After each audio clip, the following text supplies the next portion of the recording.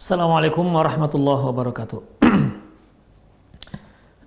Innal hamdalillah nahmaduhu wa nasta'inuhu wa nastaghfiruh wa na'udzu billahi min shururi anfusina wa sayyiati a'malina. May yahdihillahu fahuwal muhtadi wa may yudlil falan tajida lahu waliyyan mursyida. Asyhadu an la ilaha illallah wahdahu la syarika lah wa asyhadu anna Muhammadan 'abduhu wa rasuluhu alladzi la nabiyya ba'dah. Wa qala Allah subhanahu wa ta'ala ya ayyuhalladzina amanu taqullaha haqqa tuqatih wa la tamutunna illa wa antum muslimun. Wa qala azza man qala ya ayyuhalladzina amanu taqullaha wa qulu qawlan sadida yuslih lakum a'malakum wa yaghfir lakum dhunubakum wa may yuti'illaha wa rasulahu faqad faza fawzan 'azima. Ya ayyuhan nasu taqu rabbakumul ladzi khalaqakum min nafsin wahidah wa khalaqa minha zawjaha wa batha minhuma rijalan katsiran wa nisaa wattaqullaha alladzi tasaaluna bihi wal arham innallaha kana 'alaikum raqiba. Amma ba'du, inna astaqal hadithi kitabullah wa khairal hadi hadi Muhammad sallallahu alaihi wasallam wa syarrul umur muhdatsatuha wa kullu muhdatsatin bid'ah wa kullu bid'atin dhalalah wa kullu dhalalatin finnar. Para pemirsa rahimanallahu wa iyyakum, alhamdulillah di kajian lalu kita telah selesaikan pembahasan terkait dengan wasiat Luqmanul Hakim kepada anak beliau, di mana kita telah pelajari poin-poin yang terkait dengan Luqmanul Hakim, nasihat Luqmanul Hakim kepada putra beliau, seperti nasihat beliau agar anaknya jangan mensekutukan Allah Subhanahu wa taala, kemudian berbakti kepada kedua orang tua walaupun mereka mengajak pada perbuatan maksiat, maka jika mereka mengajak untuk berbuat maksiat maka jangan taati mereka, tapi tetap berbakti dan berbuat baik kepada mereka. Kemudian nasihat yang berikutnya yaitu di mana Luqmanul Hakim mengajarkan kepada anaknya tentang hari akhirat, ya, tentang bagaimana Allah Subhanahu wa taala mengajarkan tentang Allah Subhanahu wa taala yang merupakan zat yang maha latif dan khabir, maha halus, ya, dan maha memberitahu. Kemudian berarti itu tentang akidah. Kemudian perintah beliau agar menegakkan salat, kemudian amar ma'ruf, kemudian nahi mungkar, kemudian bersabar atas gangguan ataupun atas cobaan yang dijumpai di saat dia berdakwah. Kemudian selanjutnya jangan memalingkan wajah ke hadapan orang lain. Kemudian jangan berjalan di muka bumi dengan sombong. Kemudian juga beliau memerintahkan anaknya kalau berjalan itu hendaklah sedang, tidak terlalu lambat dan juga tidak terlalu cepat. Yang terakhir yaitu beliau mengatakan sederhanakan suaramu, karena sesungguhnya suara yang paling buruk adalah suara keledai. Demikian ikhwah rahimani Allah wa iyyakum. Selanjutnya, ta'limul abna'i kitaballahi wa sunnata Rasulillah sallallahu alaihi wasallam, mengajarkan kepada anak-anak kitabullah dan sunnah Rasulullah sallallahu alaihi wasallam. Fahadha min afdalil ulumi 'alal itlaq. Ini merupakan ilmu yang paling afdal secara mutlak. Artinya mempelajari atau mengajarkan Al-Quran dan Sunnah kepada anak-anak ini merupakan ilmu yang paling afdol. Al-Quran dan Sunnah merupakan ilmu yang paling afdol jika dibandingkan ilmu-ilmu yang lain. Kita ketahui di muka bumi ini banyak ilmu-ilmu, ikhwah, dari ilmu umum saja kita lihat, ada ilmu matematika, ada fisika, ada biologi, ada kimia, kemudian lagi ada ilmu teknologi juga terbagi-bagi, ada yang otomotif, ada yang elektronika, ada yang listrik kuat, ada yang listrik lemah. Demikian ikhwah, banyak sekali bidang-bidang yang lain seperti kedokteran juga, atau ilmu masalah perekonomian syar'i misalnya. Jadi ikhwah rahimanallahu wa iyyakum, ini semua merupakan ilmu, tapi tidak ada satupun ilmu yang melebihi ilmu Quran dan Sunnah Rasulullah Sallallahu Alaihi Wasallam. Wa hadha min a'zamil qurabati allati yataqarrabu biha al-'abdu ila rabbih subhanahu. Dan mempelajari kitabullah dan sunnah Rasulullah ini merupakan pendekatan diri kepada Allah yang paling agung, yang paling besar pahalanya. Karena ikhwah, ketika kita mempelajari Al-Quran dan Sunnah, sama artinya kita sedang mempelajari bagaimana cara kita menghambakan Allah Subhanahu, menghambakan diri kepada Allah Subhanahu wa Ta'ala. Demikian ikhwah. Ketika kita misalnya ingin melaksanakan sholat, ya kalau kita tidak tahu bagaimana sholat menurut Sunnah Rasulullah Sallallahu Alaihi Wasallam, padahal beliau katakan sallu kama ra'aitumuni usolli, sholatlah kalian seperti kalian melihat aku sholat. Artinya jangan sembarangan melaksanakan sholat. Cukup apa yang ada dalilnya, lakukan itu. Sallu kama ra'aitumuni usolli. Salatlah kalian seperti kalian melihat aku salat. Demikian. Kemudian ikhwah, ketika kita sedang haji, mau melaksanakan haji, ini juga perlu ilmu. Khudhu anni manasikakum, kata beliau. Ambillah dariku ibadah haji, pelaksanaan ibadah haji. Jadi ikhwah, seorang tidak akan mungkin bisa mendekatkan dirinya kepada Allah Subhanahu wa Ta'ala tanpa ilmu. Tanpa ilmu. Karena Islam itu ilmunya bersanad terus sampai kepada Rasulullah Sallallahu Alaihi Wasallam. Dan tidak ada satu agama samawi pun yang seperti ini. Nasrani putus sanadnya. Apalagi Yahudi, lebih parah lagi. Makanya mereka bisa mengubah-ubah kitab mereka ubah, syariat mereka ubah. Tapi Islam ikhwah rahimanallah wa iyyakum tidak. Karena Allah Subhanahu wa Ta'ala telah menjaga Islam ini, telah menjaga Al-Quran. Inna nahnu nazzalna 'alaika dzikra wa inna lahu lahafizun. Sesungguhnya kami telah turunkan kepada kamu Al-Quran ya Muhammad, wa inna lahu lahafizun, dan kami akan menjaga keautentikan Al-Quran. Demikian ikhwah. Oleh karena itu dengan mempelajari Al-Quran dan Sunnah sama artinya kita sedang mempelajari cara mendekatkan diri kepada Allah Subhanahu wa Ta'ala. Demikian ikhwah. Jadi semakin dalam ilmu kita tentang Quran dan Sunnah, berarti kita semakin mudah dekat kepada Allah Subhanahu wa Ta'ala. Makanya Allah Subhanahu wa Ta'ala mengatakan dalam surah Al-Kahfi, "Faman kana yarju liqa'a rabbih." Barang siapa yang ingin bertemu dengan Allah Subhanahu wa Ta'ala, falyamal 'amalan shalihan. Hendaklah dia beramal soleh. Wala yusyrik bi ibadati rabbih ahada, dan jangan dia mensekutukan Allah dengan siapapun. Falyamal 'amalan shalihan. Hendaklah dia beramal dengan amal yang soleh. Apa kata Al-Hafiz Ibnu Katsir rahimahullah, yang dikatakan mereka beramal soleh yaitu mereka yang beramal atas dasar dalil dari kitabullah dan sunnah Rasulullah Sallallahu Alaihi Wasallam. Demikian ikhwah. Jadi dalam masalah ini mereka yang melakukan suatu ibadah yang tidak ada dasarnya dari Quran dan Sunnah, berarti mereka tidak sedang beramal soleh. Demikian ikhwah. Ya, misalnya ada seorang yang sholat hanya 2 rakaat, dia sholat dengan cara yang sangat aneh. Demikian, berarti dia tidak sedang mendekatkan diri kepada Allah Subhanahu wa Ta'ala, walaupun niatnya sedang mendekatkan diri kepada Allah Subhanahu wa Ta'ala. Wa dirasatul Qur'anil Karim wa sunnatu nabawiyyatul ajrun azim. Bahwasanya mempelajari Al-Quranul Karim dan mempelajari sunnah-sunnah Nabi Sallallahu Alaihi Wasallam ajrun azim. Orang yang seperti ini akan mendapatkan pahala yang sangat luas, yang sangat besar. Wa fiha fadlu jalilin wa qad hatha 'alaiha Rabbuna Subhanahu wa Ta'ala wa raghaba fiha nabiyyuna Muhammad Sallallahu Alaihi Wasallam.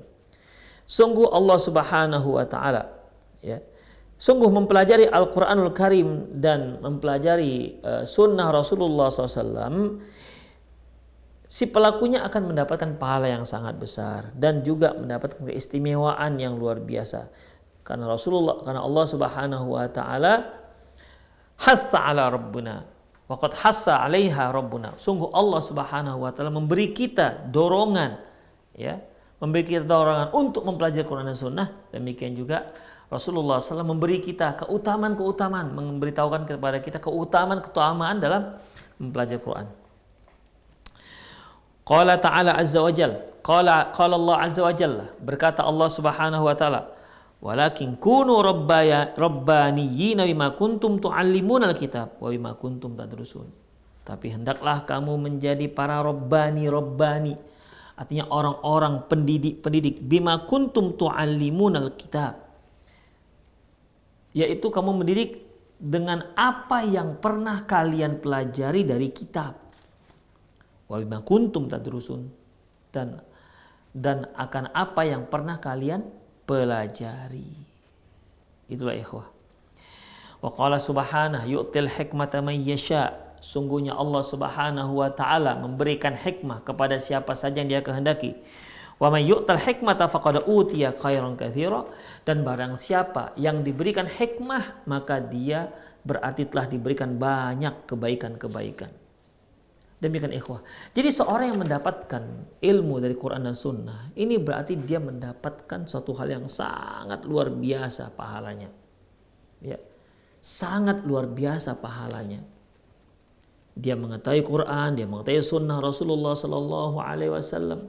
Ya. Kemudian, wa qala subhanahu wa rattilil Qur'ana tartila. Az-Zumar Al-Muzammil ayat 4. Allah berfirman, warattil Quran, bacalah Al-Quran. Warattil Quran tartila, dengan cara yang tartil, dengan cara yang berlahan. Jangan baca Quran dengan cara cepat kilat. Tapi bacalah, ya. Bacalah sebagaimana halnya membaca Al-Quran itu ada kaedah-kaedahnya ikhwah, supaya seorang itu tidak keluar dari kaedah. Maka belajarlah cara membaca Al-Quran. Demikian ikhwah, belajarlah membaca Al-Quran, panjang pendeknya, idgham tidak idghamnya, cara makharijul huruf, yaitu dari keluar huruf-huruf yang kita pelajari itu dari mana keluarnya, sehingga dibedakan mana ha, mana ha, mana kha, mana gha. Demikian ikhwah, ya. Jadi di sini ya dengan demikian kita bisa membaca Al-Quran dengan berlahan sesuai dengan yang diturunkan oleh Allah Subhanahu wa ta'ala. Warattil Quran, bacalah Al-Quran tartila, dengan cara yang berlahan. Wa qala azza wa jalla wa qur rabbi zidni ilma. Allah Subhanahu wa ta'ala firman, ya Allah tambahkanlah ilmu untukku. Ya, tambahkanlah ilmu untukku.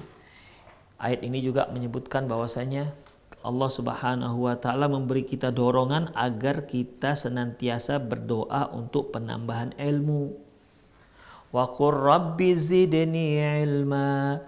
Katakanlah ya Muhammad, ya Allah tambahkanlah ilmuku. Di sini Rasulullah sallallahu alaihi wasallam tidak menyebutkan sedikit pun ya Allah tambahkanlah hartaku. Tidak pernah ikhwah.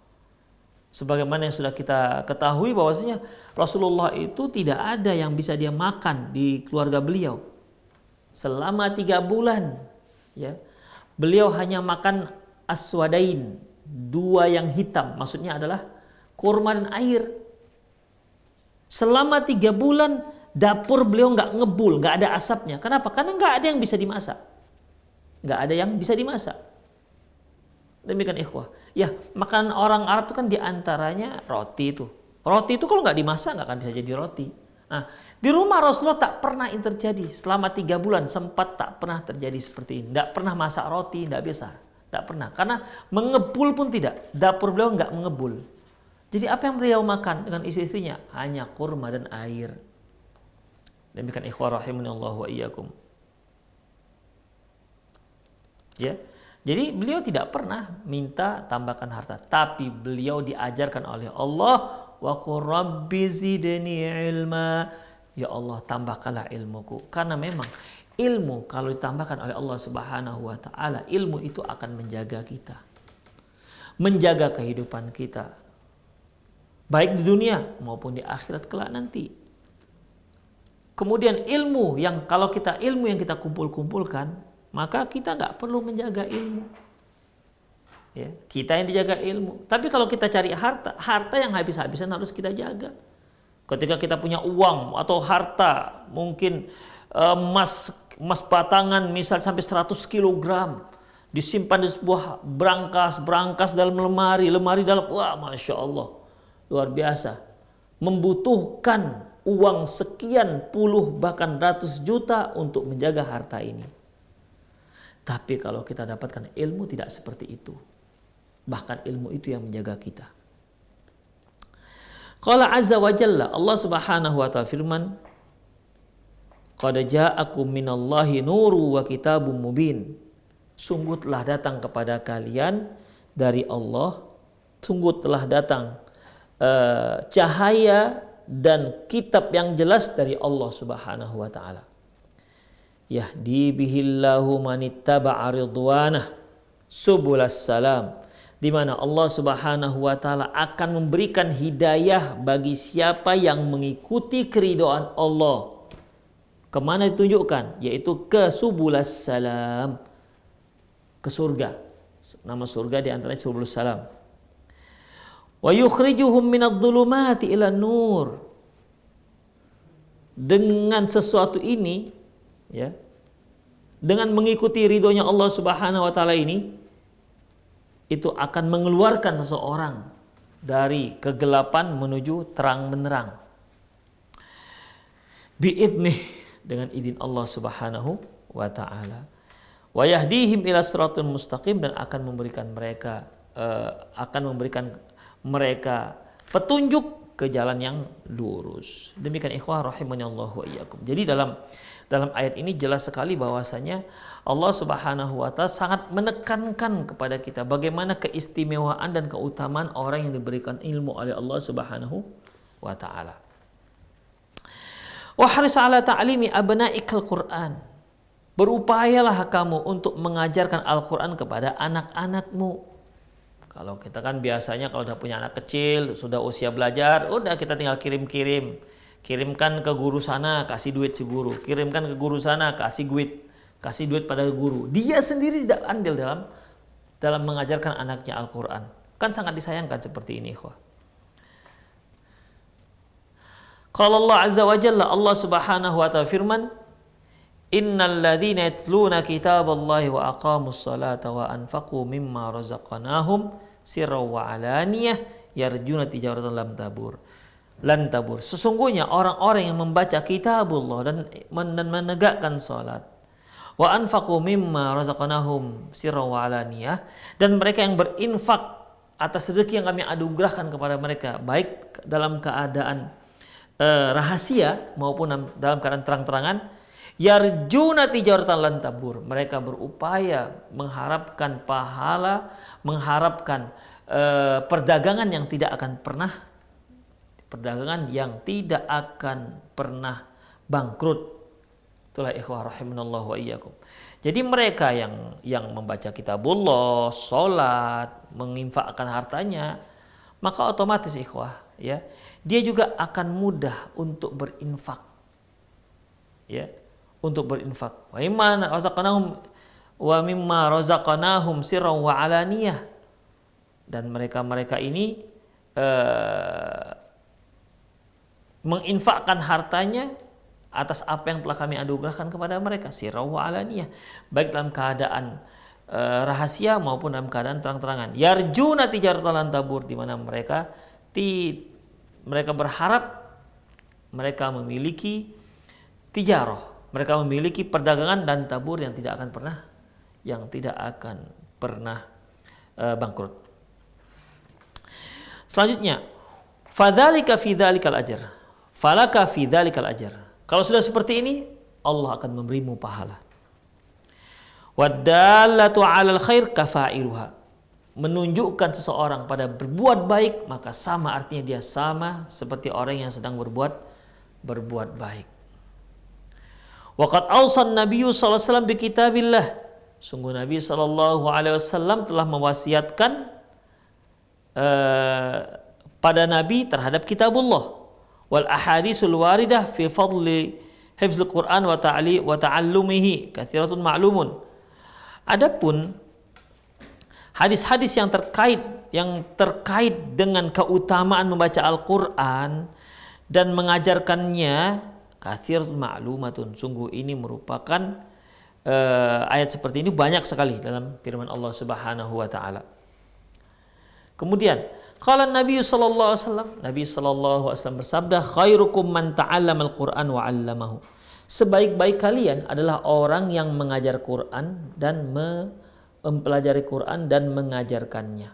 Khairukum, itu adalah sebaik-baik manusia. Ai wa fi riwayat inna afdalakum min man ta'allamal Qur'an wa 'allamahu.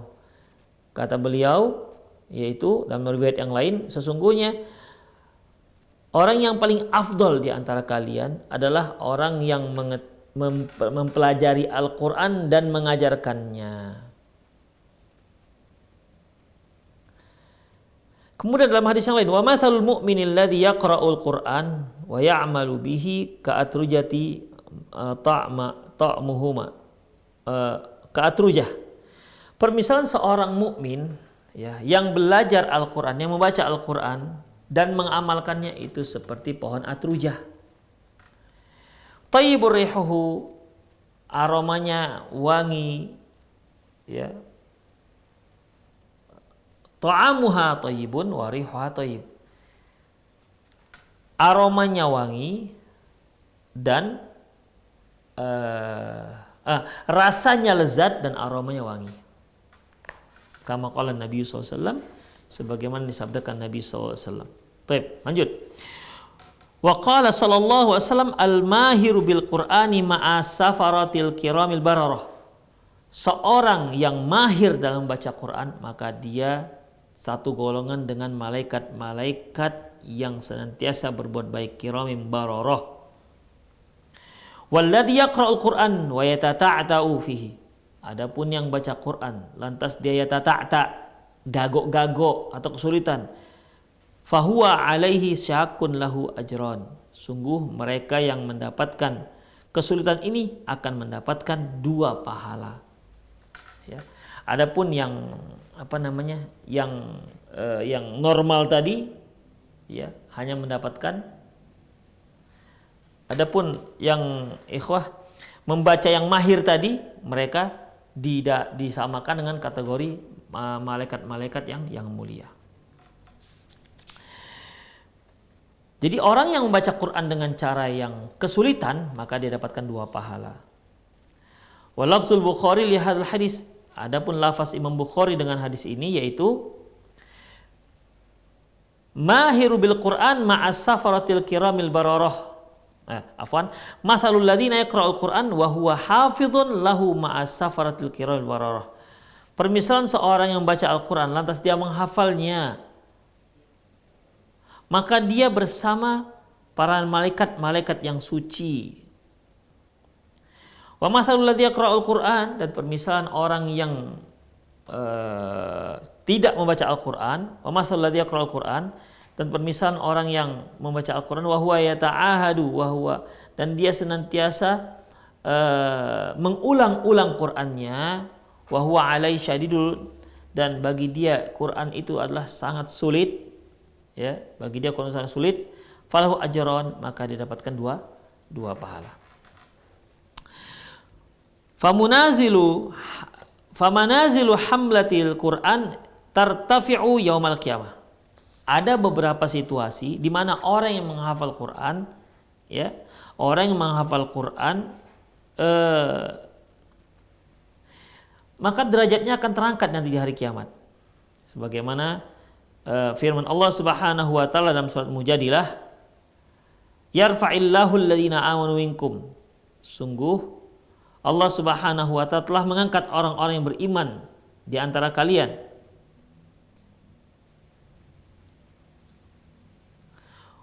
Walladzina utul ilma darajat, dan demikian juga orang-orang yang diberi ilmu beberapa derajat. Itulah ikhwah rahimanallahu wa iyyakum. Manazilu hamlatul Quran tartafi'u yaumal qiyamah, bahwasanya posisi para penghafal Quran akan terangkat nanti di hari kiamat, karena Allah mengatakan Allah Subhanahu wa taala akan mengangkat orang-orang yang beriman dan beriman Di antara kalian walladzina utul ilma darajat, dan orang-orang yang diberi ilmu beberapa derajat. Demikian ikhwah. Wa qala Nabi sallallahu alaihi wasallam yuqalu sahibil Quran iqra wartaqi waratil kama kunta turattil fid dunya. Berkata kepada si penghafal Quran, bacalah dan silahkan naik derajatmu. Waratil, dan bacalah berlahan kama kunta turattil fid dunya, sebagaimana kamu dahulu pernah membacanya dengan cara tartil. Fa inna manzilataka inda akhiri ayatin taqra'uha, sungguhnya posisimu fa inna manzilataka inda akhir ayat, sesungguhnya posisimu ada di akhir ayat. Taqra'uha, ayat yang engkau baca.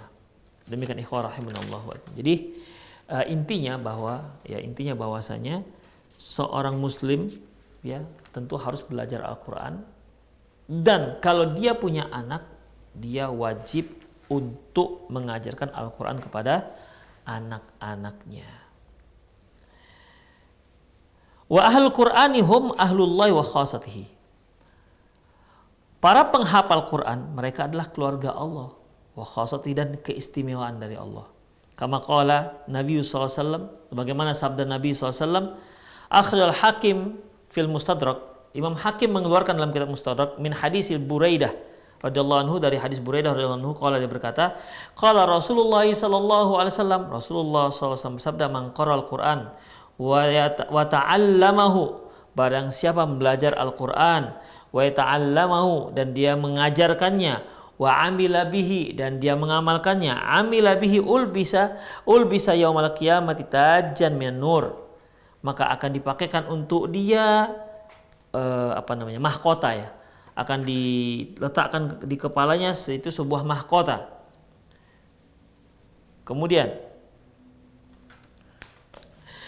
Kemudian min nurin dau'uhu ulbisa yaumal qiyamati tajan min nurin dau'uhu mithlu dau'is syams, bahwasanya barang siapa yang membaca Al-Qur'an dan mengajarkan Al-Qur'an, maka nanti di hari kiamat akan dipakaikan untuk dia tajan, yaitu mahkota ya, yang terbuat dari cahaya, di mana cahayanya itu seperti cahaya matahari. Wa yuksa walidayhi hullatani, dan nanti kedua orang tuanya akan dipakaikan dua pakaian yang indah, hullah. La yaqumu biha ad-dunya, di mana dunia sendiri enggak sanggup untuk membelinya. Jadi fayaqulani, mereka berkata berdua, kusina hadza fayuqalu bi akhdhi waladikuma Qur'anan. Bima kusina hadza,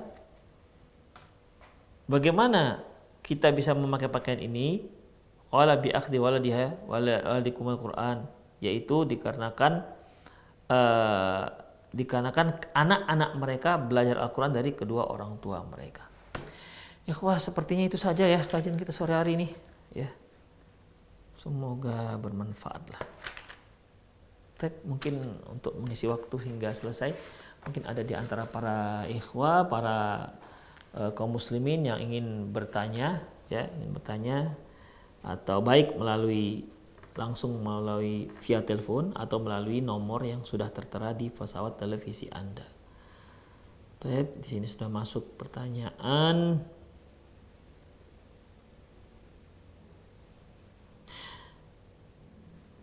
Bismillah. Assalamualaikum Ustadz, bolehkah bayi diajarkan tepuk tangan? Ikhwah rahimanallahu wa iyyakum. Allahu a'lam bissawab. Tepuk tangan itu merupakan cara beribadahnya orang-orang kufar Quraisy pada waktu itu. Allah Subhanahu wa ta'ala firman, "Wa ma kana salatuhu 'indal baiti illa muka'u wa tasdiyah." Tidaklah mereka salat di Ka'bah kecuali hanya sekedar muka wa tasdiyah, yaitu bertepuk tangan dan bersiul-siul.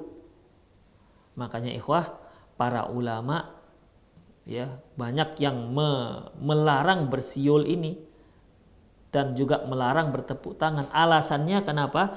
tasyabuh dengan ibadahnya orang-orang musyrik. Tasyabuh dengan ibadahnya orang-orang musyrik. Oleh karena itu kita sebagai orang tua janganlah kita ajarkan anak kita bertepuk tangan. Ya dia bisa sendiri nanti itu ya. Dia bisa sendiri insya Allah. Demikian ikhwah. Tapi kalau dari kita jangan. Ya. Jangan sengaja kita mengajarkan mereka bertepuk tangan. Karena memang tidak ada faedahnya. Kalau dia mau memberikan aplaus misalnya. Ya dia bisa sebutkan nama Allah seperti subhanallah. Ya dia bisa sebutkan Allahu Akbar misalnya. Demikian. Untuk memberikan spirit kepada si orang tersebut. Namun bertepuk tangan maka tidak. Allahu a'lam bishawab. Bagaimana doa istri untuk mendoakan suami yang telah meninggal tetapi dia sudah ditalak? Apakah doa itu sampai? Ikhwah, mengenai doa itu sampai, semua posisi sampai. Ya. Jangankan istri ke suami yang sebenarnya punya hubungan, yang minimal pernah ada hubungan. Ya. Sedangkan kita dengan orang yang tak kita kenal, seperti misalnya kita berada di Masjidil Haram, kemudian kita sholat, setelah assalamualaikum biasanya imam mengatakan as-salatu ala mayyiti rahimakumullah, kata si imam, maka kita sholat. Tapi isi sholat kita apa? Itu kan isinya adalah doa. Ya, isinya adalah doa. Kepada siapa? Kepada orang yang kita kenal. Kepada orang yang tidak kita kenal. Entah siapa itu yang meninggal, yang menjadi mayitnya. Makanya ikhwah, bagaimana dengan seorang istri yang mendoakan suami? Sampai insya Allah. Bagaimana kalau sudah ditalak? Ya sampai juga. Ya. Karena untuk kebolehan, syarat kebolehan untuk mendoakan seseorang tidak harus jadi istri. Ya. Jadi teman dari masyarakat yang lain. Intinya ikhwah, doa siapapun akan diterima oleh Allah Subhanahu wa taala. Demikian ikhwah. Dibolehkan dalam syariat. Ya, walaupun dua orang yang tidak saling mengetahui. Ya, maka doanya akan diijabah oleh Allah Subhanahu wa taala insyaallah.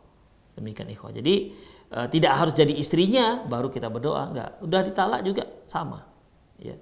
Sekali lagi ikhwah, sedangkan orang lain yang kita tak kenal, maka doanya bisa diterima oleh Allah Subhanahu wa taala, apalagi kita yang mengenal orang tersebut. Allahu a'lam bishawab. Suami saya sudah meninggal tapi dia minta dikuburkan dekat kuburan orang tuanya. Apakah betul suami saya dapat bertemu dengan orang tuanya? Yang jelas tidak, ikhwah. Ya, tidak. Demikian. Kalau wasiat-wasiat seperti ini yang akhirnya membuat dia harus diterbangkan dari tempat dia meninggal, maka hal itu tidak dibolehkan. Misalnya si suami berwasiat, nanti kalau abang meninggal, abang kebumikan dekat kedua orang tua abang, yaitu di Jalan Katamso, saya mati misalnya. Ya. Kemudian ternyata meninggalnya nggak di Medan, meninggalnya di Papua sana. Maka biarkan dia dikebumikan di Papua sana. Demikian ikhwah. Ya. Jadi suami tapi dia minta dikuburkan dekat kuburan orang tuanya. Ya nggak apa-apa, nggak ada masalah. Ya. Apakah betul suami dapat bertemu dengan orang tuanya? Jelas tidak, ikhwah. Ya. Jelas tidak. Kecuali kalau mereka termasuk orang-orang yang beriman. Kecuali mereka termasuk orang-orang yang beriman. Rasulullah berfirman, "Walladzina amanu wattaba'athum dzurriyyatuhum biimanin alhaqna bihim dzurriyyatahum." Dan orang-orang yang beriman dan diikuti oleh keluarga mereka akan kami kumpulkan ya di surganya kelak. Jadi ikhwah rahimanallahu wa iyyakum, sebagaimana dalam sebuah hadis di mana ketika seorang mukmin ya mendapatkan nikmat kubur setelah dia meninggal dunia, maka ruhnya nanti akan diletakkan di dalam burung yang bertengger di surga. Disinilah ikhwah Syekh Islam Ibnu Taimiyah menyatakan bisa jadi di sini adanya pertemuan antar roh, ya, pertemuan antar roh. Demikian ikhwah. Tapi itu kan tidak bisa dipastikan. Oleh karena itu, apakah pasti suami dapat bertemu dengan orang tuanya? Tidak bisa kita pastikan bertemu dan juga tidak bisa kita pastikan tidak bertemu. Afwan Ustaz, bagaimana mengatasi anak usia 16 tahun yang suka nginep di rumah temannya, lebih banyak di luar rumah daripada di dalam rumah? Ini dikarenakan anak itu tidak dekat dengan orang tuanya, atau anak tidak nyaman dekat kedua orang tuanya. Karena orang tuanya tidak bisa menjadikan diri mereka itu sebagai teman bagi anak-anaknya. Seharusnya orang tua itu multitasking, seharusnya mereka multitalenta, ya demikian. Sehingga dia kalau dengan anak-anaknya, anak itu merasa orang tuanya ini ya ada seperti temannya, sehingga apapun yang terjadi dia akan cerita kepada kedua orang tuanya. Seharusnya itu begitu, ikhwah rahimanallah wa iyyakum. Jadi coba perbaiki, ibu yang bertanya atau bapak yang bertanya, coba perbaiki komunikasi, diskusi, tanyakan kenapa lebih suka di sana nak dibandingkan di sini. Apa alasan dia? Kalau alasan yang bisa kita buat itu di rumah dan itu halal, maka lakukan. Ya, maka itu dilakukan. Assalamualaikum Ustaz, afwan. Nah, kembali kita pada pertanyaan tadi, ya jadi intinya apabila kita sudah ketahui apa penyebab mereka tidak betah di rumah, maka lakukanlah ikhwah penyebab itu sehingga si anak kita harapkan bisa kembali pulang ke rumah dan bisa betah di rumah. Demikian ikhwah. Bagaimana menasihati anak yang sudah terpengaruh dengan teman-temannya, kadang tidak sholat dan merokok, sudah berusia 16 tahun, lagi SMP-nya di pondok, padahal teman-teman dari pondok juga kalau saya bilangin kadang tidak mau dengar. Ya begitulah ikhwah rahimanallah wa iyyakum. Kita ingin menjadikan anak kita anak-anak yang soleh. Tapi sayangnya kita menyekolahkan dia dengan sekolah yang asal-asalan. Yang penting dia keluar dari rumah pakai pakaian seragam sekolah. Tidak menfilter, tidak melihat bagaimana pergaulan di sekolah tersebut. Tidak melihat siapa yang mengajarkan si anak tersebut. Demikian. Jangan sampai ketika kita ajarkan kepada anak kita, nah kamu jangan pacaran ya, sementara dia melihat sendiri gurunya pacaran misalnya. Demikian ikhwah. Jadi dalam masalah ini, ketika kita sekolahkan anak kita, itu bukan berarti kita lepas tangan, enggak, tetap kita kontrol. Bahkan di pondok, demikian. Ya, seringnya itu kalau orang tua masukkan anaknya ke pondok sudah dianggap sudah selesai lah itu tugas dia. Makanya kita lihat ketika si anak masuk pondok itu bukan dari hatinya, ketika dia keluar dari pondok itu bagaikan seorang yang merdeka, ya. Merdeka ingin melakukan apa saja. Demikian ikhwah. Kemudian berikutnya yaitu dia harus karena orang tua tidak mengontrol dan tidak memperhatikan siapa teman anak-anaknya. Seharusnya dia mengetahui teman-teman anaknya dan mengontrol pertemanan tersebut sehingga pertemanan itu tidak membawa mudarat bagi anak kita. Assalamualaikum Ustaz, bagaimana hukumnya anak yatim yang tidak disantuni oleh wali dari almarhum suaminya? Ikhwah, yang namanya jangankan anak yatim, orang siapapun dia, kalau dia sebagai tetangga kita, ya dia sampai meninggal, sampai tak meninggal karena nggak makan, kita yang berdosa. Jadi tidak harus karena alasan kerabat kita harus memberikan infak, nggak harus begitu ikhwah. Memang kalau yang kita berikan itu kepada keluarga, ya itu bisa, kalau infak tersebut kita berikan kepada keluarga, maka kita mendapatkan dua pahala infak dan pahala silaturahmi, ya. Pahala silaturahmi. Jadi dalam kasus seperti ini, bagaimana kalau hukumnya anak yatim yang tidak disantuni oleh walinya? Ya jelas tidak dibolehkan ikhwah. Apalagi kalau seandainya sebenarnya ayah si anak yatim ini meninggalkan harta. Ternyata hartanya ditelap ataupun diambil oleh si wali, jelasnya sebuah dosa dan kezaliman, nggak dibolehkan. Bahkan kalaupun tidak ada harta warisan untuk anak yatim ini meninggal ayahnya dan tidak tidak mewarisi apapun. Demikian ikhwah. Jadi bagaimana? Apakah kita mensantuni dia? Iya jelas ikhwah, tanggung jawab kita sebagai seorang muslim. Bukan hanya kalau dia sebagai kerabat. Demikian ikhwah, ya. Tetap kewajiban kita untuk menyantuninya, dan santunan ini umumnya santunan yang sifatnya fardu kifayah. Kalau sebagian sudah melakukan, maka yang lain pun akan terlepas dari dari kewajiban. Wah, itu saja. Sepertinya nggak ada lagi nih pertanyaannya. Semoga apa yang kita bahas bermanfaat. Ya itu aja. Demikian aku qouli hadza wa astaghfirullah li wa lakum wal muslimin innahu wal ghafurur rahim. Subhanakallahumma wa bihamdik asyhadu an la ilaha illa anta astaghfiruka wa atubu ilaik. Wa akhiru da'wana alhamdulillahi rabbil alamin. Assalamualaikum warahmatullahi wabarakatuh.